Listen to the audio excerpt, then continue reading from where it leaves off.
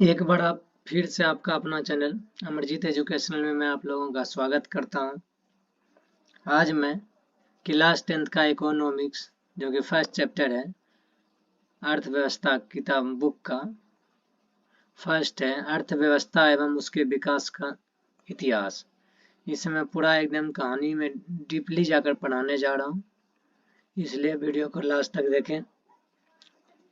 Video अगर अच्छा लगे तो लाइक एंड सब्सक्राइब करें और वीडियो को ज़्यादा से ज़्यादा शेयर करें।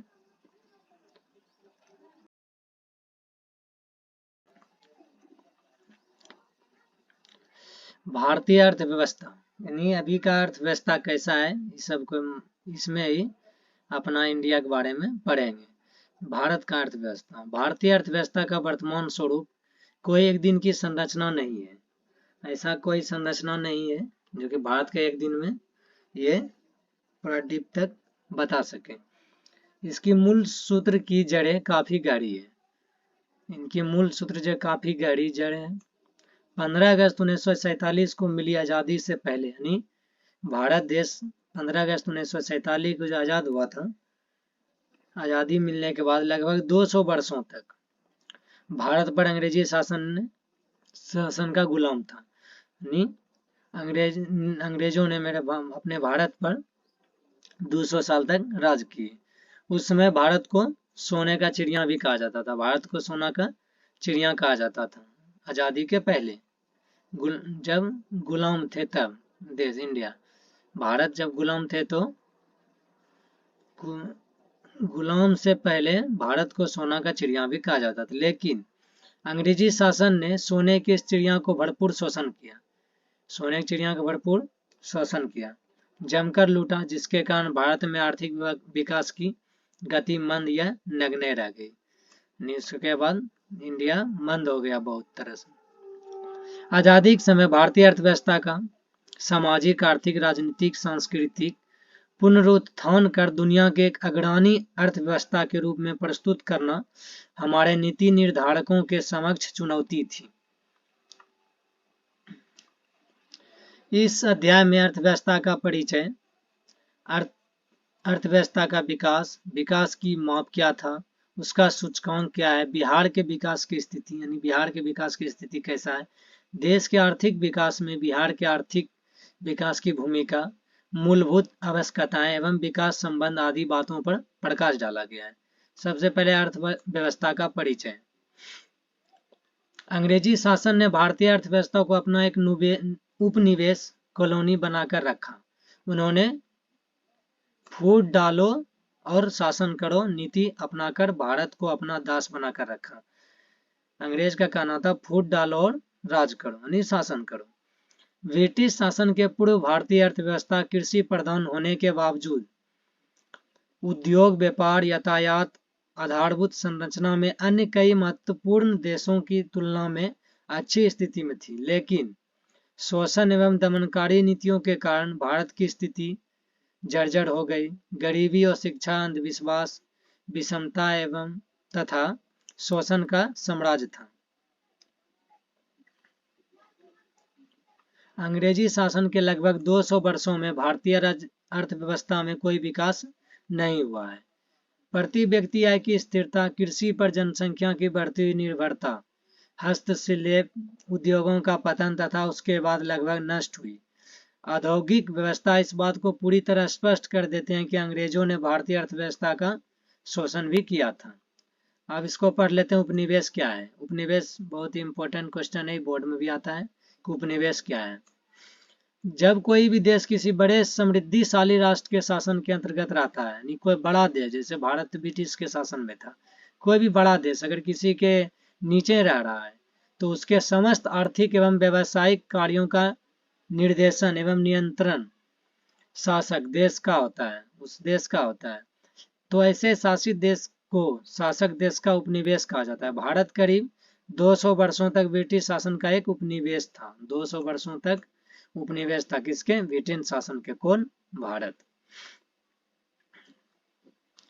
हम अपने दैनिक जीवन में देखते हैं कि सभी लोग अपने आजीविका के अर्जन के लिए विभिन्न प्रकार के क्रियाओं में लगे रहते हैं। इनकी क्रियाएं मुख्य रूप से वस्तुओं एवं सेवाओं के उत्पादन से संबंधित होती है। जैसे कि किसान का खेत खलियान, मजदूर कल कारखाने, स्कूल शिक्षा कॉलेज, कोर्ट कचहरी कार्य में लगे रहते हैं। अब प्रश्न ये है कि सभी लोग अपने कार्यों में व्यस्त क्यों रहते हैं। इसके उत्तर में यह कहा जा सकता है कि सभी लोग धन कमाने के उद्देश्य से विभिन्न आर्थिक क्रियाओं में लगे हुए हैं, जिससे उनके परिवार के सदस्यों की आवश्यकता पूरी हो सके। यानी हमारे वो सभी क्रियाएं जिनसे हमें आय प्राप्त होती है उसे आर्थिक क्रिया कहते हैं। ये एक मोस्ट ऑब्जेक्टिव क्वेश्चन भी बनता है बोर्ड के दृष्टि से, कि वो सारी क्रियाएं जिनके द्वारा हमें आय प्राप्त होता है वो आर्थिक क्रिया कहलाती है।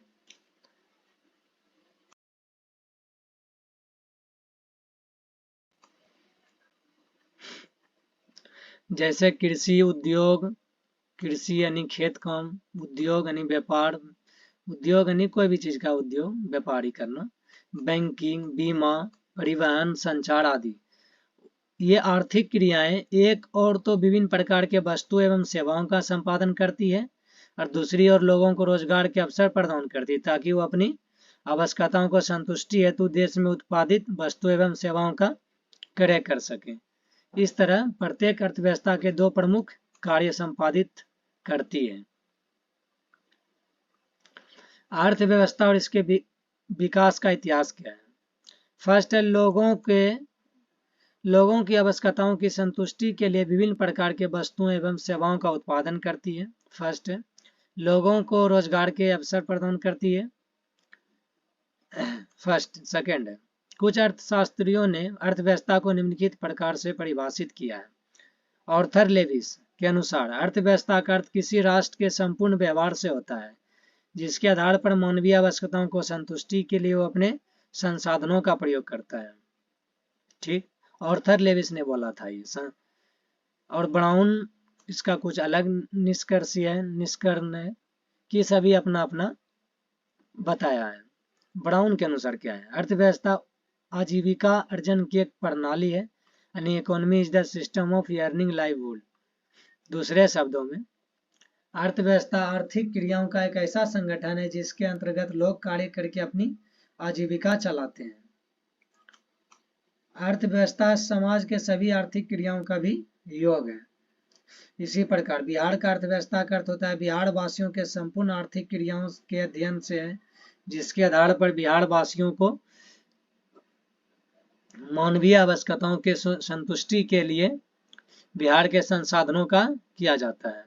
अर्थव्यवस्था की संरचना एवं ढांचा क्या है, स्ट्रक्चर ऑफ इकोनॉमी, यानी अर्थव्यवस्था की संरचना एवं यह ढांचा। अर्थव्यवस्था का संरचना का मतलब उत्पादन क्षेत्रों में इसके विभाजन से है। चूंकि अर्थव्यवस्था में विभिन्न प्रकार की आर्थिक क्रियाएं अथवा गतिविधियां संपादित की जाती है जैसे कृषि, उद्योग, व्यापार, बैंकिंग, बीमा, ये सभी इन क्रियाओं को मोटे तौर पर 3 भागों में बांटा गया है। अर्थव्यवस्था के संरचना को कितने भागों में बांटा गया है, फर्स्ट, सेकेंड, थर्ड, यानी प्राथमिक क्षेत्र प्राइमरी सेक्टर, द्वितीय क्षेत्र सेकेंडरी सेक्टर, तृतीय क्षेत्र या तृतीय क्षेत्र को हम सेवा क्षेत्र भी कहते हैं, टर्टियरी सेक्टर और सर्विस सेक्टर, यानी तृतीय क्षेत्र को हम सेवा क्षेत्र भी कहते हैं। ये भी ऑब्जेक्टिव में आता है बोर्ड में। ये तीनों याद कर लो। फर्स्ट प्राथमिक क्षेत्र क्या है, द्वितीय क्षेत्र क्या है, तृतीय क्षेत्र। सभी अर्थव्यवस्था की तरह भारतीय अर्थव्यवस्था की संरचना को भी 3 भागों में बांटा गया है। भारतीय अर्थव्यवस्था की संरचना एक चार्ट द्वारा आसानी से समझा जा सकता है। सबसे पहले ये चार्ट है, इसका है यह प्राथमिक क्षेत्र, द्वितीय क्षेत्र और तृतीय क्षेत्र। प्राथमिक क्षेत्र में कौन कौन आता है, कृषि, पशुपालन, वन, मछली पालन, ये प्राथमिक क्षेत्र में आता है। द्वितीय क्षेत्र में उद्योग, निर्माण, गैस एवं बिजली, द्वितीय क्षेत्र में बैंक, परिवहन, संचार, व्यापार, अन्य सेवाएं, ये तृतीय क्षेत्र में आता है।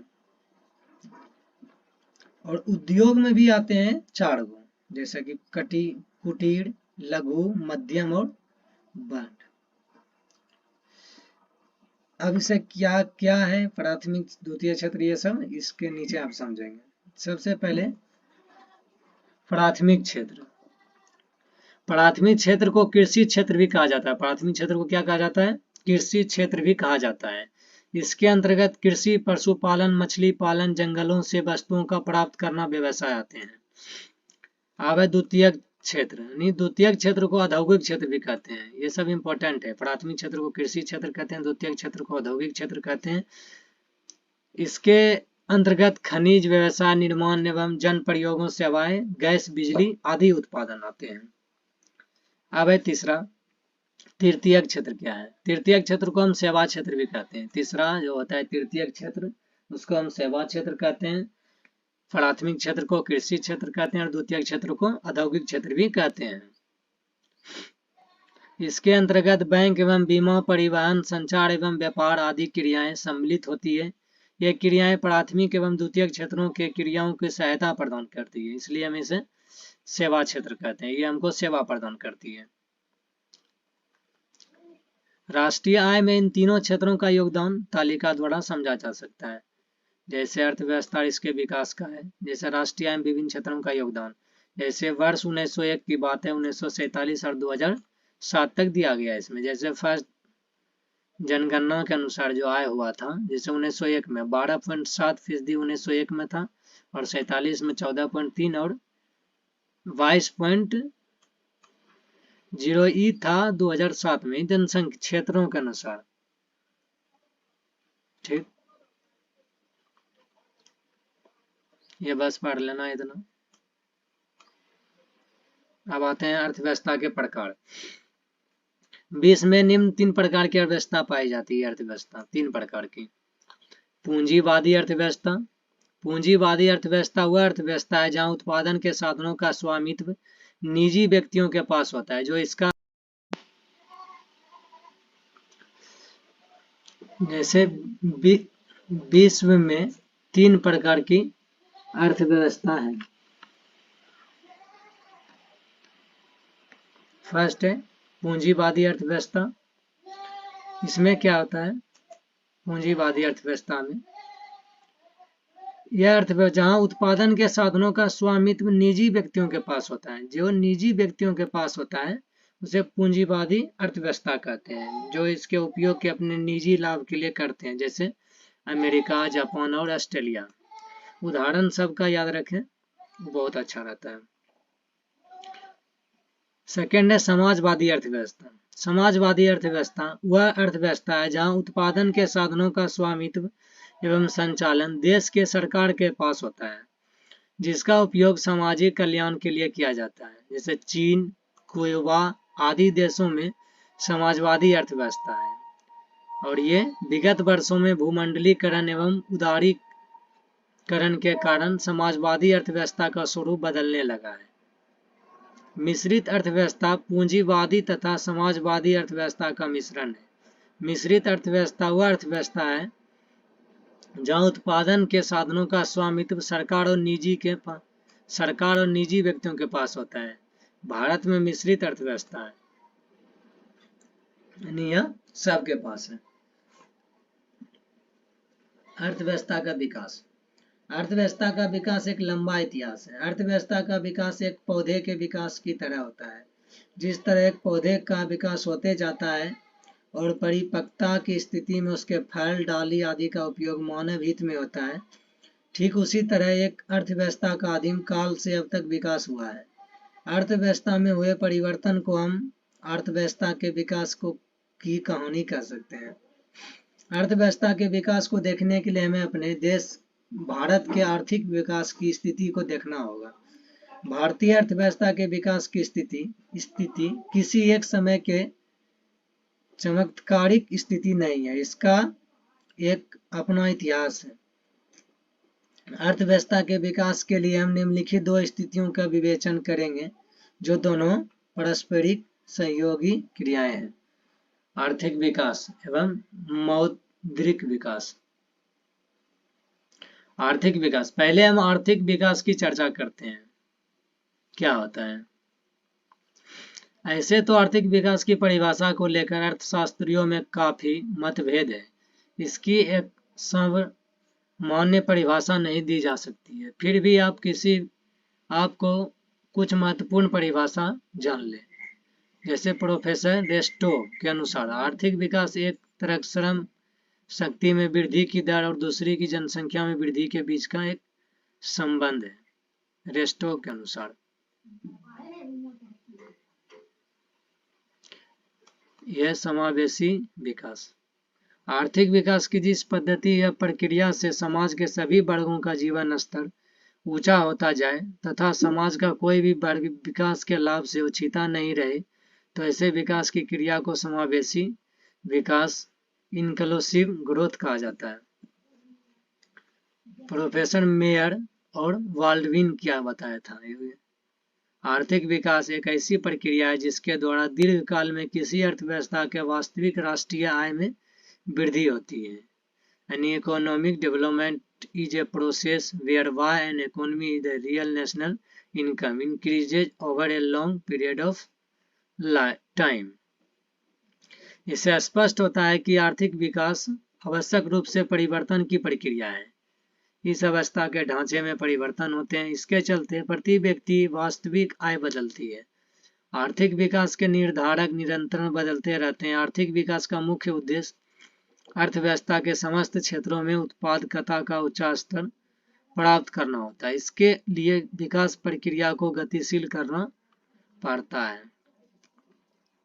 आर्थिक विकास को जान लेने के बाद अब आप यह भी जान लें कि आर्थिक विकास, आर्थिक वृद्धि और आर्थिक प्रगति में अंतर क्या है। सबसे पहले आर्थिक विकास, इकोनॉमिक डेवलपमेंट, आर्थिक विकास, आर्थिक वृद्धि, इकोनॉमिक ग्रोथ में अंतर नहीं माना जाता है। दोनों शब्दों एक दूसरे के स्थान पर प्रयोग किया जाता है। जैसे श्रीमती उर्सुला हिक्स के अनुसार वृद्धि, ग्रोथ, वृद्धि यानी ग्रोथ शब्द का प्रयोग आर्थिक दृष्टि से विकसित देशों के संबंध में किया जाता है, जबकि विकास, डेवलपमेंट का शब्द का प्रयोग विकासशील अर्थव्यवस्थाओं के संदर्भ में किया जा सकता है। डॉक्टर ब्राइट सिंह ने भी लिखा है कि ग्रोथ का शब्द का प्रयोग विकसित देशों के लिए किया जा सकता है। सतत विकास, सतत यानी लगातार, इससे कुछ समझ लें, लगातार जो विकास होने वाला हो। ये सब ऐसा ही कहानी है, इसको पढ़ लें बुक में जाकर इकोनॉमिक्स का। हाँ, अब है सतत विकास क्या है। सतत विकास का शाब्दिक अर्थ होता है ऐसा विकास जो जारी रह सके, यानी चलते रहना चाहिए, टिकाऊ बना रहे। सतत विकास में न केवल वर्तमान पीढ़ी बल्कि भावी पीढ़ी के विकास को भी ध्यान में रखा जाता है। वुंडरलैंड आयोग ने सतत विकास के बारे में बताया कि विकास की वह प्रक्रिया, इसका परिभाषा है, विकास की वह प्रक्रिया जिसमें वर्तमान की आवश्यकताएं बिना भावी पीढ़ी की क्षमता, योग्यताओं से समझौता किए पूरी की जाती है। इसी तरह मैंडिसन के नामक एक अर्थशास्त्री ने भी बताया कि धनी देशों में आय बढ़ता हुआ स्तर आर्थिक वृद्धि का सूचक होता है, जबकि निर्धन देशों में आय का बढ़ता हुआ स्तर आर्थिक विकास यानी इकोनॉमिक डेवलपमेंट का एक सूचक होता है। जहां तक आर्थिक प्रगति, इकोनॉमिक प्रोग्रेस की बात है, यह व्यापक शब्द है। इसका प्रयोग किसी आर्थिक इकाई के लिए किया जा सकता है। इसमें आर्थिक वृद्धि तथा आर्थिक विकास दोनों ही शामिल रहते हैं। आर्थिक प्रगति के स्थान पर आर्थिक वृद्धि या आर्थिक विकास शब्दों का प्रयोग होता है। आर्थिक वृद्धि और आर्थिक विकास एक दूसरे के अर्थ में प्रयुक्त होते हैं। सच पूछा जाए तो विकास शब्द में वृद्धि शब्द का अर्थ भी निहित है। आर्थिक विकास, आर्थिक वृद्धि, प्रगति में कोई खास अंतर भी नहीं है। प्रोफेसर लेविस को भी यही राय है कि आर्थिक नियोजन यानी इकोनॉमिक प्लानिंग के बारे में जान सकते हैं, इसके द्वारा आर्थिक विकास होता है। आर्थिक नियोजन का अर्थ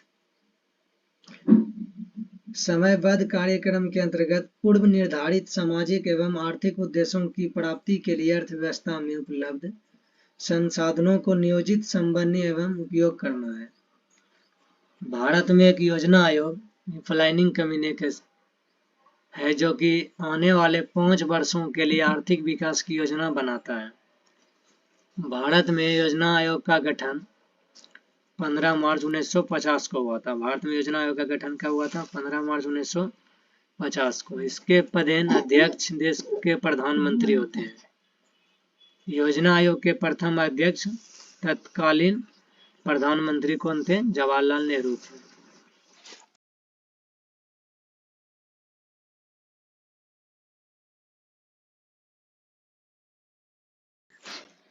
वर्ष 2014 में योजना आयोग के स्थान पर नीति आयोग का गठन किया गया। योजना आयोग के तरह ही नीति आयोग का अध्यक्ष प्रधानमंत्री होते हैं, यानी जो पहले प्रधानमंत्री थे तत्कालीन जवाहरलाल नेहरू थे। वर्तमान में नीति आयोग के अध्यक्ष श्री नरेंद्र दामोदर दास मोदी है।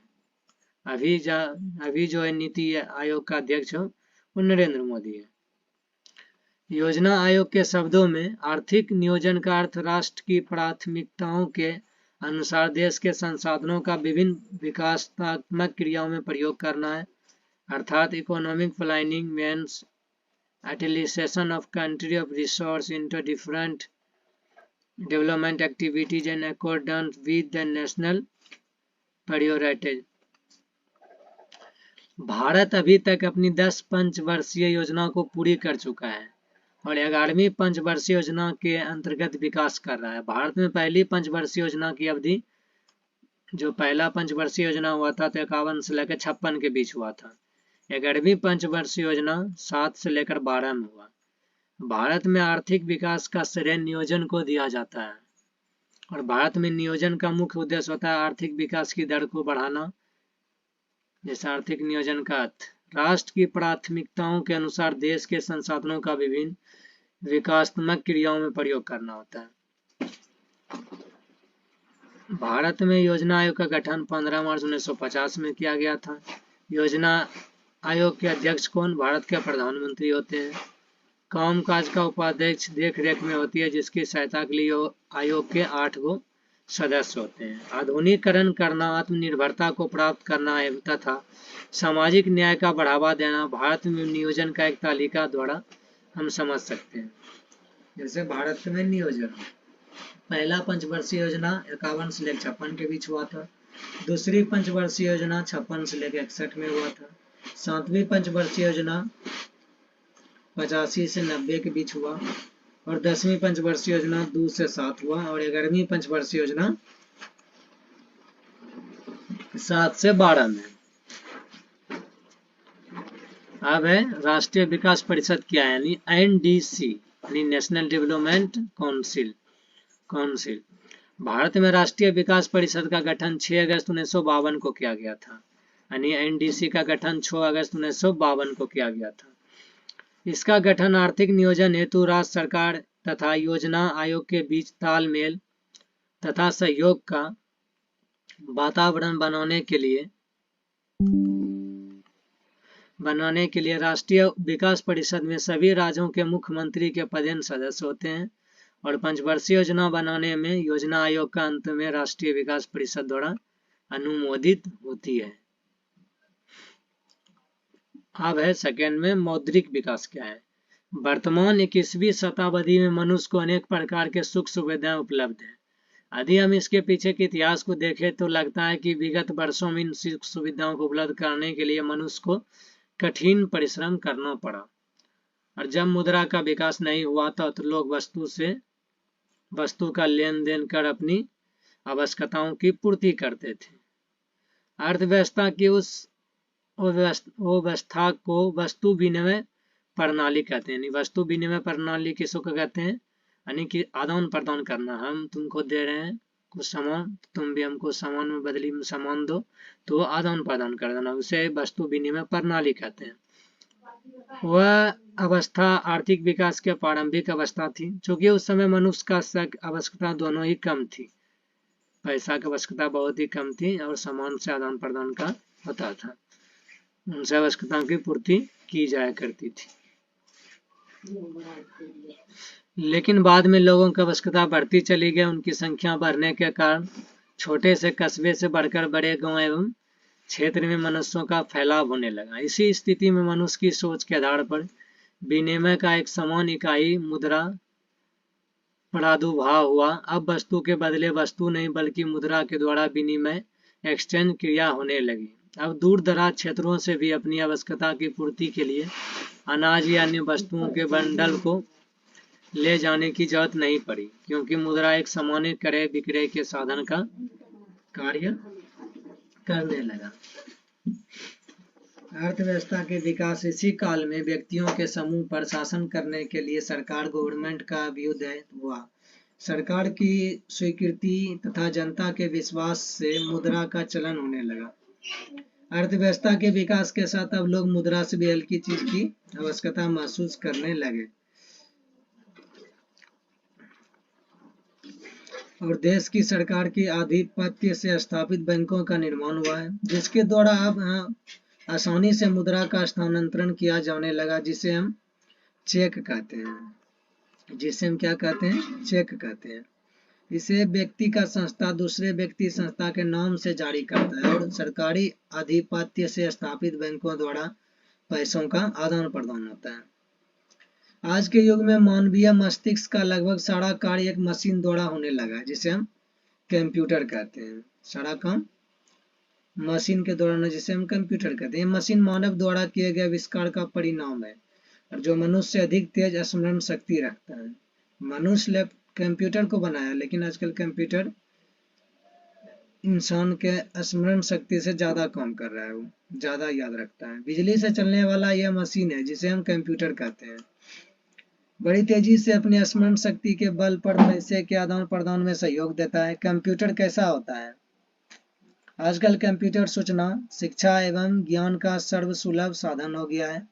प्रयोग एवं वैज्ञानिक आविष्कार के कारण पहले जहां बड़ा कंप्यूटर लोगों के उपयोग में था, वही अब लैपटॉप काफी प्रचलन में, मोबाइल में कंप्यूटर का यंत्र का काम करते हैं। ये सब लोगों की बढ़ती आवश्यकता एवं वैज्ञानिक आविष्कार के कारण संभव हो पाया है।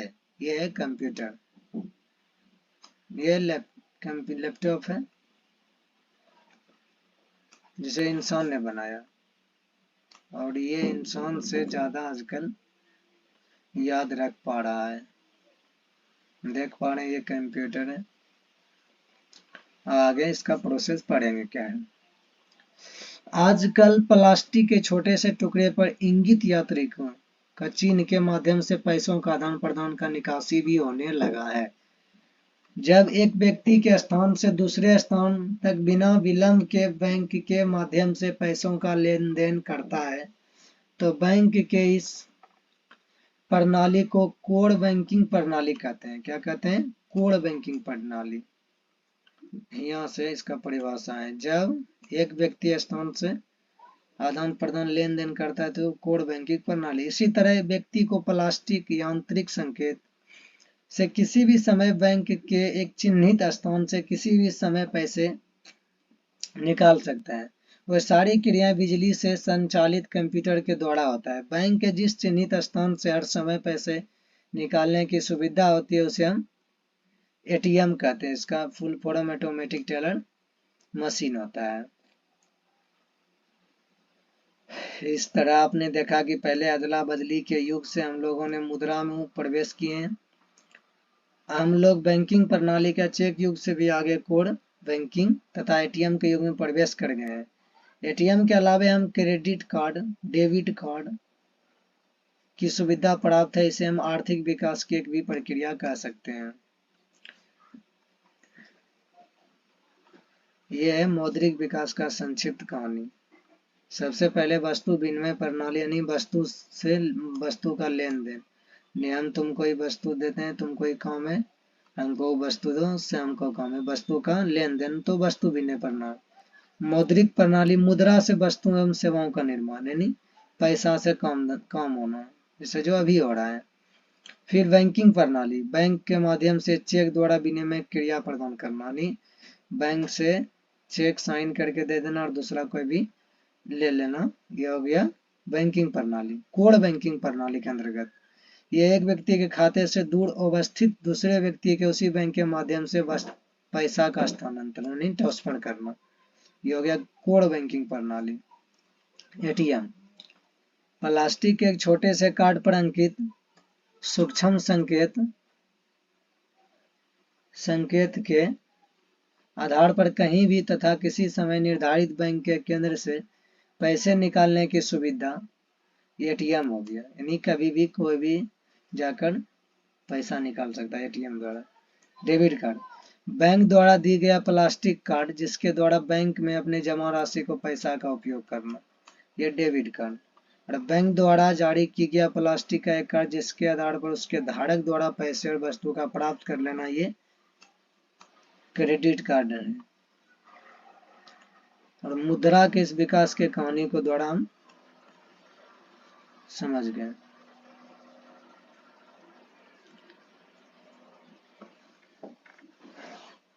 अब है बिहार के पूर्वी चंपारण जिले के रामगढ़वा थाना अंतर्गत सिंगासनी गांव की एक कहानी है। सिंगासनी गांव का एक लड़का छोटू अपनी माँ को सब्जी वाली से अनाज के बदले सब्जी लेते देखता था।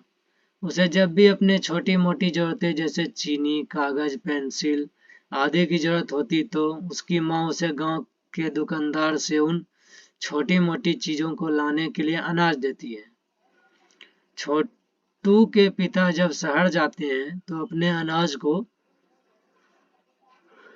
बेचकर रुपया लेकर छोटू और उसकी माँ के लिए कपड़े आदि लाते हैं। छोटू का एक संबंधी श्याम कुमार पटना में नौकरी करता है।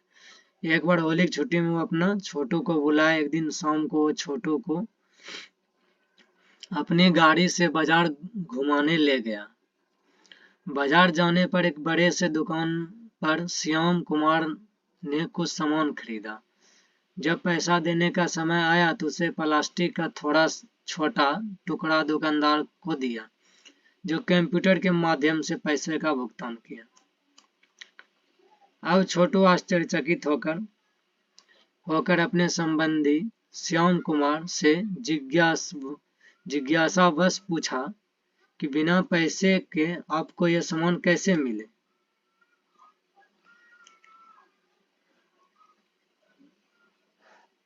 तो श्याम कुमार ने धीरे से छोटू को समझाया कि तुम्हारे घर में तुम्हारी माँ जो अनाज के बदले वस्तु लेती है वह मुद्रा के पूर्व के विनिमय का स्थिति थी, जिसे वस्तु विनिमय प्रणाली कहते हैं। तुम्हारे पिताजी अनाज बेचकर पैसे लेकर जो शहर से सामान लाते हैं उसे मौद्रिक प्रणाली कहते हैं, और हम जो प्लास्टिक के टुकड़े को अपने वस्तु की कीमत का भुगतान करते हैं वह कंप्यूटरकृत बैंकिंग प्रणाली यानी कोर बैंकिंग प्रणाली कहते हैं। आज के युग में हम ऐसा भुगतान चेक द्वारा भी कर सकते हैं अथवा इस प्लास्टिक के टुकड़े को जिसे हम क्रेडिट कार्ड या डेबिट कार्ड कहते हैं। छोटू आश्चर्य से अपने संबंधी श्याम कुमार की बातों सुनकर बहुत खुश हुआ और उसने गांव तथा स्कूल लौटकर अपने साथियों से विनिमय के विकास के इस क्रिया को कहने का संकल्प लिया। अब आर्थिक विकास की माप और सूचकांक। राष्ट्रीय आय क्या है? National income. राष्ट्रीय आय की आर्थिक विकास का एक प्रमुख सूचक माना जाता है कि किसी देश में एक वर्ष की अवधि में उत्पादित सभी वस्तुओं एवं सेवाओं का मौद्रिक मूल्य का योग को राष्ट्रीय आय कहते हैं। सामान्य तौर पर जिस देश का राष्ट्रीय आय अधिक होता है वह देश विकसित कहलाता है। जिस देश का राष्ट्रीय आय अधिक होता है उसे विकसित देश भी कहते हैं। जिस देश का राष्ट्रीय आय कम होता है उसे वो विकसित कहते हैं।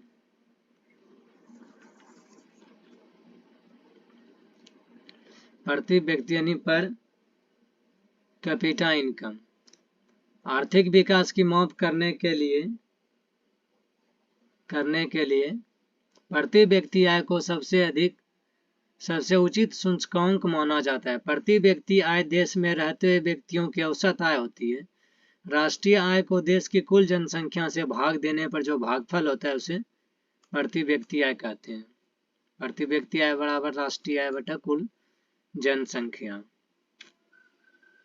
विश्व बैंक यानी वर्ल्ड बैंक की विश्व विकास रिपोर्ट वर्ल्ड डेवलपमेंट 2006 के अनुदेशों में इतना 2004 में प्रति व्यक्ति 4,53,000 रुपए प्रति वर्ष इससे अधिक थी, वह विकसित देश कहलाते थे।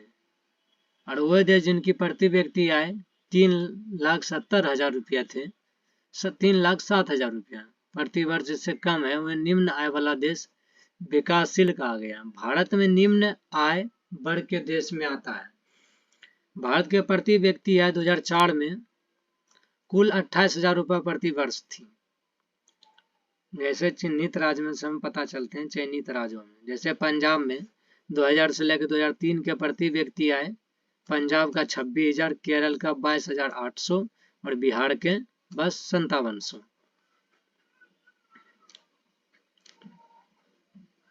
अब है मानव विकास सूचकांक क्या है, ह्यूमन डेवलपमेंट इंडेक्स। यह सूचक संयुक्त राष्ट्र विकास कार्यक्रम UNDP द्वारा महबूब उल हक के निर्देशन में तैयार की गई है। मानव विकास रिपोर्ट में क्या गया था, UNDP द्वारा प्रकाशित मानव विकास रिपोर्ट विभिन्न देशों की तुलना के लोगों के शैक्षिक स्तर, उनकी स्वास्थ्य स्थिति और प्रति व्यक्ति आय के आधार पर करती है। जहां तक मानव विकास सूचकांक HDI का प्रश्न है तो इसके 3 सूचक हैं, जीवन आशा, शिक्षा प्राप्ति और जीवन स्तर।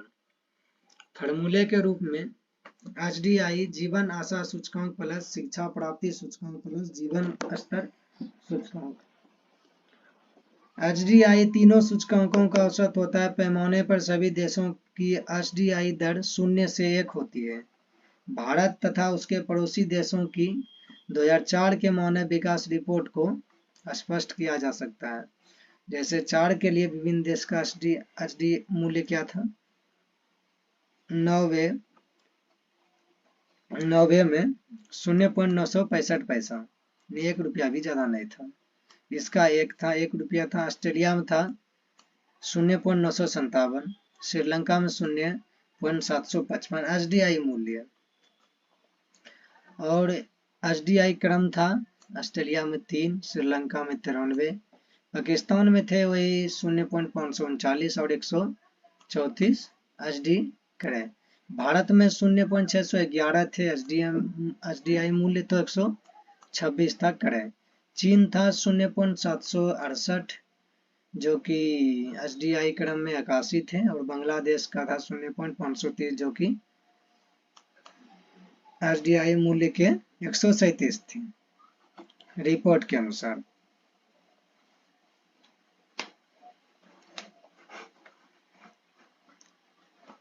अब UNDP मानव विकास रिपोर्ट 2006 में 177 देशों के लिए HDI की गणना की गई थी। तो भारत का HDI मूल्य 0.611 है तथा 126 क्रम पर है। इसका मतलब है कि भारत मानव विकास मध्यम स्तर का है। लिंग विकास सूचकांक GDI के दरों में भारत ने 2000 में 105वें क्रम से 2004 में 96वें क्रम पर आ गया था। यह आश्चर्य की बात है, हमारे पड़ोस का एक छोटा सा देश श्रीलंका भारत से आगे है, यानी ये आश्चर्य की बात है। भारत जैसे बड़े देश का विश्व में इतना नीचा क्रमांक है, किंतु भारत में विकास की क्रिया तेजी से आने के कारण अब स्थिति बहुत सुधर गई है।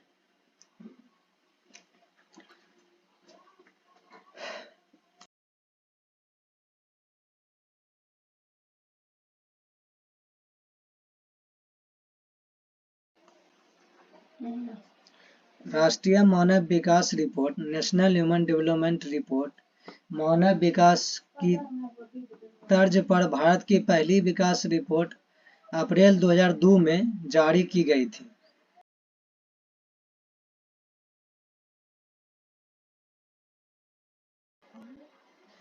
योजना आयोग के द्वारा तैयार की गई रिपोर्ट के तत्कालीन प्रधानमंत्री थे जो कि अटल बिहारी वाजपेयी, जो कि 23 अप्रैल 2002 को नई दिल्ली में जारी किया था। रिपोर्ट को भारतीय लोकतंत्र के लिए एक महत्वपूर्ण दस्तावेज बताते हुए योजना आयोग के तत्कालीन अध्यक्ष KC पंत ने कहा था कि राज्यों के लिए योजना आकर तय करते समय इसे आधार बनाया जा सकता है। इस पहली राष्ट्रीय मानव विकास रिपोर्ट NHDR में 1981, 1991 तथा 2001 के लिए राज्यों तथा संघीय क्षेत्रों में HDI मूल्यों का अनुमान लगाया गया था। इस रिपोर्ट में विकास की दरें भिन्न भिन्न थी। केरल का रैंक सबसे ऊपर था, जबकि बिहार, मध्य प्रदेश, आसाम, राजस्थान तथा उत्तर प्रदेश बीमारों का रैंक सबसे नीचे था। निर्धनता के स्थिति को जानने के लिए रिपोर्ट में प्रस्तुत मानव निर्धनता सूचकांक निर्धनता के परंपरागत निर्धनता अनुपात से काफी मिलता जुलता है। राष्ट्रीय मानव विकास रिपोर्ट के अनुसार हिमाचल प्रदेश, तमिलनाडु, महाराष्ट्र, जम्मू कश्मीर आदि मानव निर्धनता का सूचकांक HPI में कमी आई है। वही बिहार, उत्तर प्रदेश तथा राजस्थान में इसमें मामूली कमी आई है। उपभोक्ता व्यय को आर्थिक विकास का सूचक मानते हुए अपने देश के पहली राष्ट्रीय मानव विकास रिपोर्ट में बताया गया कि विगत कुछ वर्षों में देश का ग्रामीण जनता की व्यय क्षमता में कमी आई है, जबकि शहरी क्षेत्रों में इसमें काफी वृद्धि हुई है। आधारिक संरचना का मतलब उन सुविधाओं तथा सेवाओं से है जो देश के आर्थिक विकास के लिए सहायक होते हैं। सभी तत्व जैसे बिजली, परिवहन, संचार, बैंकिंग, स्कूल, कॉलेज, अस्पताल आदि देश के आर्थिक विकास के आधार है। उन्हें देश का आधारिक संरचना ढांचा कहा जाता है। किसी देश के आर्थिक विकास में आधारिक संरचना का महत्वपूर्ण स्थान होता है। जिस देश का आधारभूत ढांचा जितना अधिक विकसित होगा, वह देश उतना ही अधिक विकसित होगा। बिहार में विकास की स्थिति का क्या रिपोर्ट था? जैसे बिहार में इतिहास का सबसे काफी गौरवशाली रहा है। यही बिहार है जहाँ की गौतम बुद्ध को ज्ञान प्राप्त हुआ था। महावीर ने शांति का संदेश यहीं दिया था। चंद्रगुप्त, अशोक, शेरशाह, गुरु गोविंद सिंह, बाबू वीर कुंवर सिंह, देश रत्न डॉक्टर राजेंद्र प्रसाद का जन्म इसी बिहार में हुआ है। बिहार में ही महात्मा गांधी ने चंपारण आंदोलन का बिगुल फूंका था। चंपारण आंदोलन बिहार में ही हुआ था। बिहार में ही लोकनायक जयप्रकाश ने संपूर्ण क्रांति का भी नारा दिया था। संपूर्ण क्रांति का नारा किसने दिया था? लोकनायक जयप्रकाश नारायण ने, वो बिहार में। लोकगीतकार भिखारी ठाकुर का भी जन्म इसी बिहार में हुआ है। लेकिन वही बिहार आज कई तरह के समस्याओं का शिकार है। यहाँ गरीबी, बेरोजगारी, भ्रष्टाचार तथा अशांति का माहौल है। साधनों के मामलों में धनी होते हुए भी बिहार की स्थिति दयनीय है। आज बिहार अति पिछड़े राज्यों में गिना जाता है। बिहार के पिछड़ेपन के कारण क्या है? आर्थिक दृष्टि से बिहार के पिछड़ेपन का कुछ प्रमुख कारण इस प्रकार भी है। तेजी से बढ़ती जनसंख्या। फर्स्ट, बिहार में जनसंख्या काफी तेजी से बढ़ रही है। इसके चलते विकास के लिए साधन कम हो जाते हैं। अधिकांश साधन जनसंख्या के भरण पोषण में चला जाता है। बिहार के पिछड़ेपन के कारण है तेजी से बढ़ती हुई जनसंख्या, आधारिक संरचना का अभाव, कृषि पर निर्भरता, बाढ़ तथा सूखा से क्षति, औद्योगिक पिछड़ापन, गरीबी, खराब विधि व्यवस्था और कुशल प्रशासन का अभाव पिछड़ेपन का यह प्रमुख कारण है। तेजी से बढ़ती जनसंख्या, आधारिक अब सब क्या है, इसे हम डीप में जाकर अब पढ़ेंगे सब क्या है। दूसरा है आधारिक संरचना का अभाव। किसी भी देश के राज्य या विकास के लिए आधारिक संरचना का होना जरूरी होता है, लेकिन बिहार के इस मामले में पीछे है। राज्य में सड़क, बिजली एवं सिंचाई का अभाव है। साथ ही शिक्षा एवं स्वास्थ्य सुविधाएं भी कम है। इस वजह से हम बिहार में पिछड़ेपन का स्थिति कायम होता है। तीसरा है कृषि पर निर्भरता। बिहार की अर्थव्यवस्था पूरी तरह से कृषि पर आधारित है। यहाँ के अधिकांश जनता कृषि पर ही निर्भर है। लेकिन हमारे कृषि की भी हालात ठीक नहीं है। हमारे कृषि काफी पिछड़ी हुई है। इसके चलते उपज भी कम होती है। बाढ़ तथा सूखा में से क्षति क्या है? बिहार में खासकर उत्तरी बिहार में नेपाल से आए जल से बाढ़ आती है। हर साल कम या अधिक बाढ़ का आना बिहार में तय है। पिछले साल 2008 में कोसी बाढ़ के प्रलय हमारे सामने आया था। इससे कितने जान माल की क्षति हुई। इस साल 2009 में भी नेपाल से आए जल से बागमती नदी में बाढ़ देखने को मिला है। इसके आसपास के इलाके सीतामढ़ी, दरभंगा, मधुबनी आदि जगहों में फसल की काफी बर्बादी हुई। यह है बाढ़ जो कि बिहार में बाढ़ का स्थिति, यानी हर बार का आना तय है। और ये इधर सूखा ही रह जाता है, कभी बाढ़ ही आ जाता है। इस वजह से सही से फसल नहीं हो पाता, जो कि बिहार के पिछड़ेपन का भी कारण है। औद्योगिक पिछड़ापन, किसी भी देश या राज्य के लिए उद्योगों का विकास जरूरी होता है, लेकिन बिहार में औद्योगिक विकास कुछ दिखता ही नहीं है। यहाँ के सभी खनिज क्षेत्र एवं बड़े उद्योग तथा प्रतिष्ठित अभियांत्रिक संस्थाएं सभी झारखंड चले गए। इस कारण बिहार में कार्यशील औद्योगिक इकाइयों की संख्या नगण्य ही रह गई है। गरीबी क्या है? बिहार एक ऐसा राज्य है जहाँ गरीबी का भार काफी अधिक है। राज्य में प्रति व्यक्ति आय राष्ट्रीय औसत के आधे से भी कम है। इसके चलते भी बिहार पिछड़ा है। खराब विधि व्यवस्था क्या है? किसी भी देश या राज्य के लिए शांति और सुव्यवस्था जरूरी होती है, लेकिन बिहार में वर्षों तक कानून व्यवस्था कमजोर स्थिति में, जिसके चलते नागरिक शांतिपूर्वक उद्योग नहीं चला पा रहा था। इस तरह खराब विधि व्यवस्था भी बिहार के पिछड़ेपन का एक महत्वपूर्ण कारण बन गया है। कुशल प्रशासन का अभाव, बिहार के प्रशासनिक स्थिति ऐसी हो गई है जिसमें पारदर्शिता का अभाव है, जिसके कारण आए दिन भर भ्रष्टाचार के अनेक उदाहरण सामने आए हैं। जैसे बिहार की स्थिति का दर क्या है? जनसंख्या 2001 में 8 करोड़ 29 लाख थे बिहार में, और भारत में 102 करोड़ 9 लाख जनसंख्या वृद्धि दर। फिर बिहार का जनसंख्या वृद्धि दर इसका था 2.5%। फिर और ये था भारत में 1.9%। साक्षरता दर था 47.53%, और इसका था भारत में 65.4%। साक्षरता पुरुष थे इसमें 60.3%, और भारत में थे 75.8%। और फिर वही महिला थी बिहार में 33.5%, और भारत में थे 54.1%। कृषि विकास दर में था, वार्षिक विकास दर में था 33.5% बिहार में, और नहीं 2.7 यानी प्रतिशत है बिहार में, और 60 यानी ये जितना जो है ये बिहार और भारत के प्रतिशत में है। कृषि व जनसंख्या निर्भरता 73% था, तो भारत में 60.0% थे। गरीबी रेखा के नीचे जनसंख्या 42 था बिहार में, तो इंडिया में 26 थी। और प्रति व्यक्ति आय 3,948 रुपये था बिहार में, तो 13,226 रुपया था ये पूरा इंडिया में, भारत में।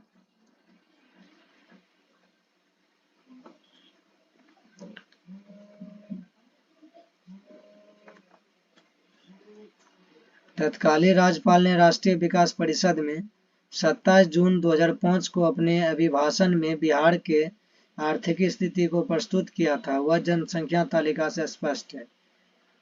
बिहार में आर्थिक विकास की गति काफी धीमी है, किंतु वर्तमान में केंद्रीय सांख्यिकी संगठन CSO के आकलन में, जहां घरेलू उत्पाद GDP 2003 से 4 में नकारात्मक 5.15% था, वहीं 2004 से 5 से 2008 से 9 के बीच सकारात्मक पॉजिटिव इतना प्रतिशत हो गया था, जो देश के सबसे तेजी से विकास कर रहे गुजरात से कुछ अंकों से दूसरे नंबर पर आ गए थे। गुजरात का उपरोक्त अवधि में विकास की दर 11.5% रहा, जबकि बिहार का 11.3% रहा। बिहार के विकास के इस गति को कुछ अर्थशास्त्र का आश्चर्य भी कहते हैं।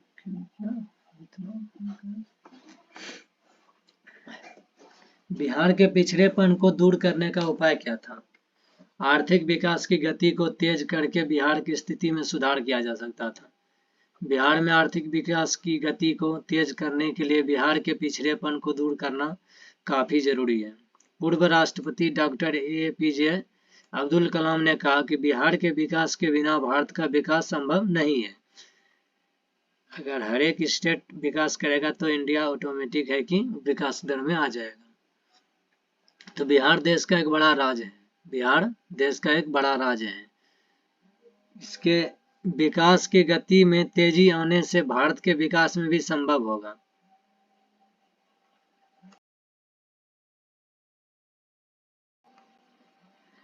बिहार में पिछड़ेपन दूर करने के लिए उपाय किए जा सकते हैं। राज्य में तेजी से बढ़ती हुई जनसंख्या पर रोक भी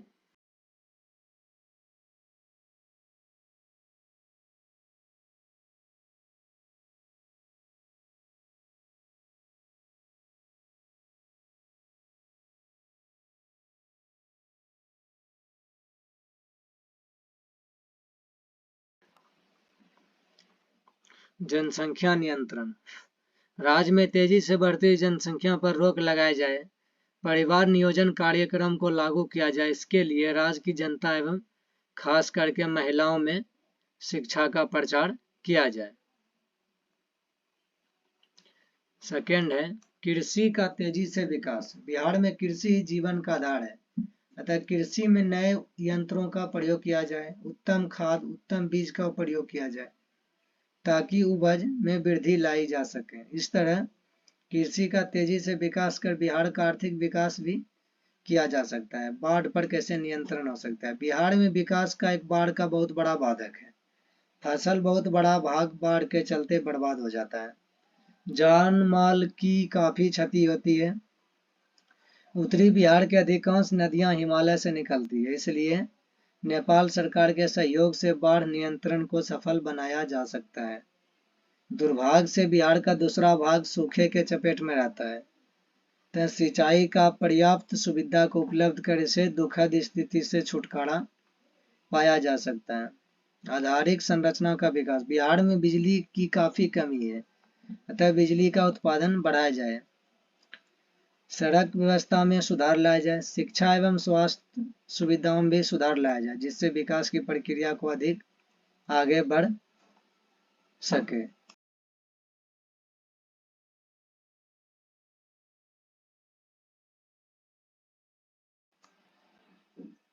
उद्योगों का विकास कैसे होगा? बिहार के झारखंड के अलग होने से यह राज्य लगभग उद्योग विहीन हो गया है। मुख्यतः चीनी मिलें बिहार के हिस्से में रह गई है, अधिकतर बंद पड़ी थी, लेकिन विगत कुछ वर्षों से देश के विभिन्न भागों तथा विदेशों में पूंजी निवेश और बिहार के पिछड़ेपन दूर करने का क्या उपाय? जनसंख्या पर नियंत्रण करना, कृषि का तेजी से विकास करना, बाढ़ पर नियंत्रण, आधारिक संरचना का विकास, उद्योगों का विकास, गरीबी दूर करना, शांति व्यवस्था का स्थापना, स्वच्छ एवं ईमानदार प्रशासन, केंद्र से अधिक मात्रा में संसाधन का हस्तांतरण, ताकि वर्तमान में जर्जर व्यवस्था के उद्योगों का पूर्ण विकास किया जा सके। छठा है गरीबी दूर करना। बिहार में गरीबी का सबसे अधिक प्रभाव है। गरीबी रेखा के नीचे लगभग 42% से अधिक लोग यही जीवन बसर कर रहे हैं। इनके लिए रोजगार की व्यवस्था की जाए, स्वरोजगार को बढ़ावा देने के लिए प्रशिक्षण दिया जाए। शांति व्यवस्था का स्थापना क्या है? बिहार में शांति का माहौल कायम कर व्यापारियों में विश्वास जगाया जा सकता है तथा आर्थिक विकास की गति को भी तेज किया जा सकता है। स्वच्छ तथा ईमानदार प्रशासन। बिहार के आर्थिक विकास के लिए एक स्वच्छ, कुशल तथा ईमानदार प्रशासन बहुत जरूरी है। केंद्र से अधिक मात्रा में संसाधनों का हस्तांतरण। बिहार के विकास के लिए केंद्र से अधिक मात्रा में संसाधनों का हस्तांतरण की जरूरत है। कुछ राज्यों के विशेष राज्य के दर्जा देकर उन्हें अधिक मात्रा में केंद्रीय सहायता दी जाती है। विशेष राज्य का दर्जा प्राप्त होने के कारण जम्मू एवं कश्मीर, पंजाब, उत्तर पूर्व के राज्यों के विशेष सहायता मिलती रही है। बिहार आर्थिक दृष्टि से भी बहुत पिछड़ा है। 15 नवंबर 2000 को बिहार से झारखंड अलग हो जाने के कारण, यानी बिहार से झारखंड अलग हुआ था 15 नवंबर 2000 को, खनिज बाहुल्य क्षेत्र झारखंड में चले गए, जिसके पास केवल उर्वरक भूमि और कुछ ही उद्योग रह गए थे। बाकी ये सब पढ़ ले, कोई खास नहीं सब। अब है देश के आर्थिक विकास में बिहार के विकास की भूमिका क्या है?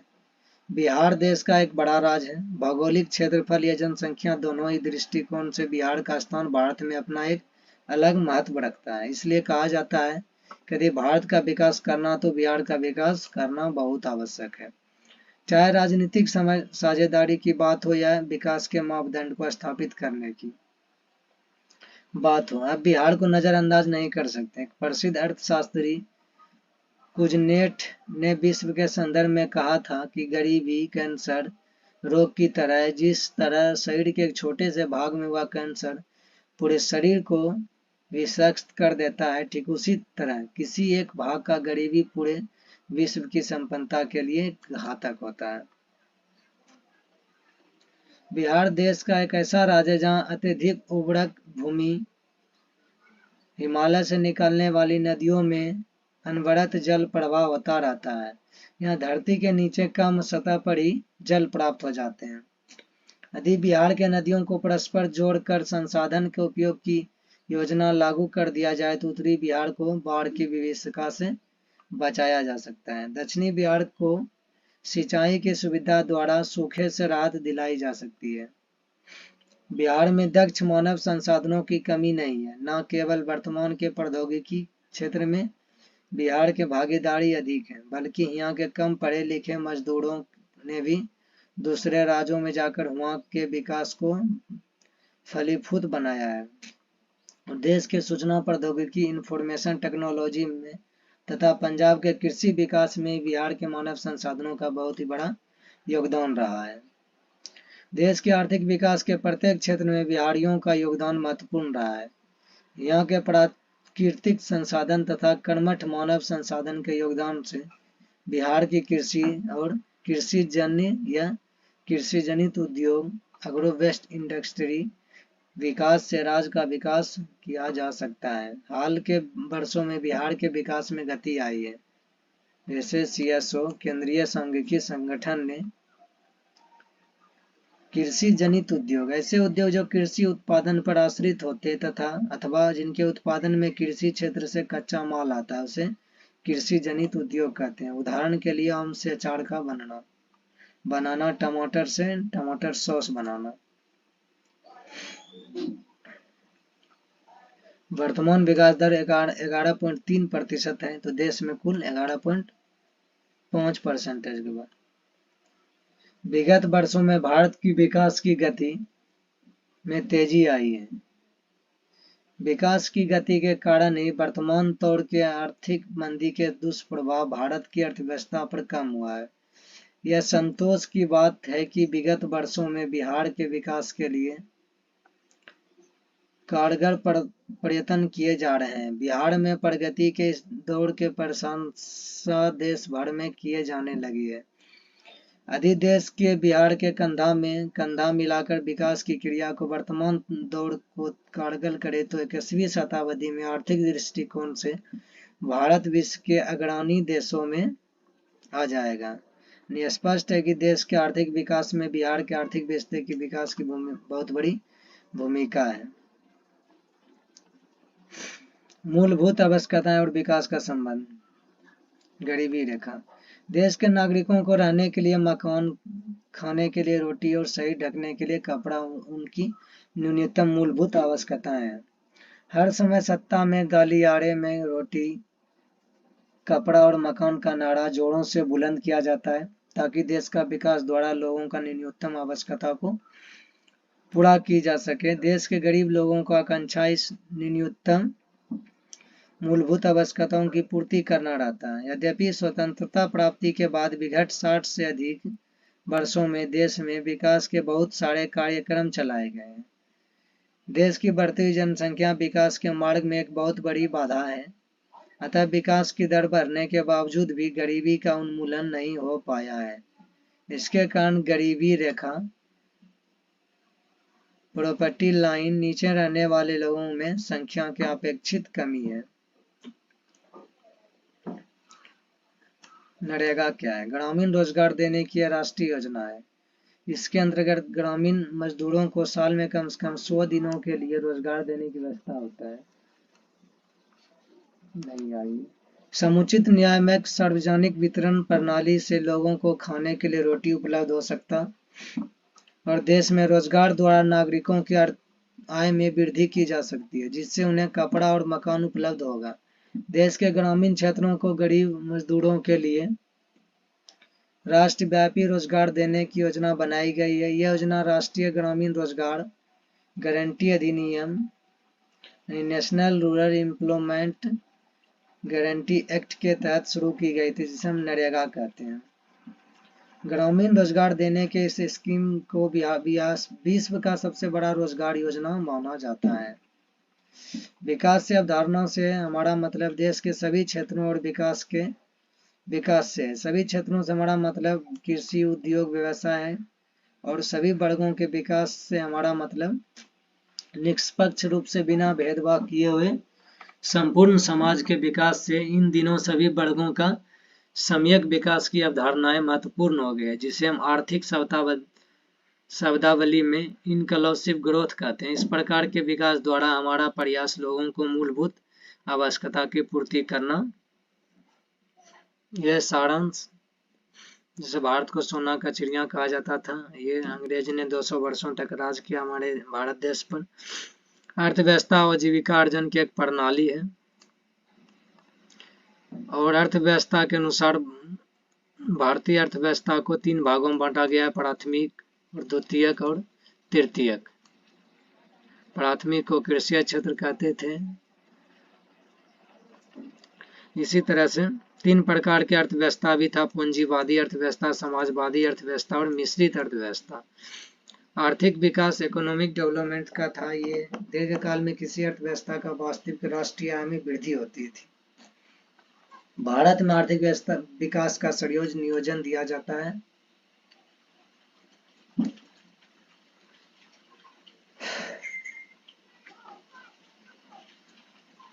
संसाधनों के मामले में धनी होते हुए बिहार की स्थिति दयनीय है।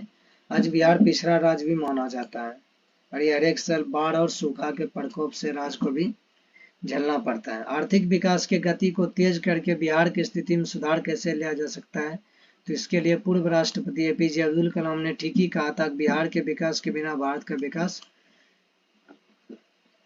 संभव नहीं है। आजकल बिहार को विशेष राज्य का दर्जा देने की मांग केंद्र सरकार से की जा रही है, लेकिन यदि केंद्र सरकार बिहार वासियों को मांग मान लेती है तो बिहार के विशेष आर्थिक पैकेज मिल सकता है। इस विशेष आर्थिक सहायता से बिहार अपने स्थिति में सुधार कर अपना आर्थिक विकास कर सकता है। बिहार के विशेष राज्य का दर्जा देने के क्षेत्र में केंद्र सरकार के समक्ष अनेक व्यवहारिक और प्रशासनिक समस्याएं आ रही है। इसी तरह से क्लास 10th का इकोनॉमिक्स का फर्स्ट चैप्टर जो थे अर्थव्यवस्था और उसके विकास को पूरा कंप्लीट कर दिया। वीडियो को लास्ट तक देखने के लिए धन्यवाद। मिलूंगा अगला वीडियो में, तब तक के लिए जय हिंद, जय भारत।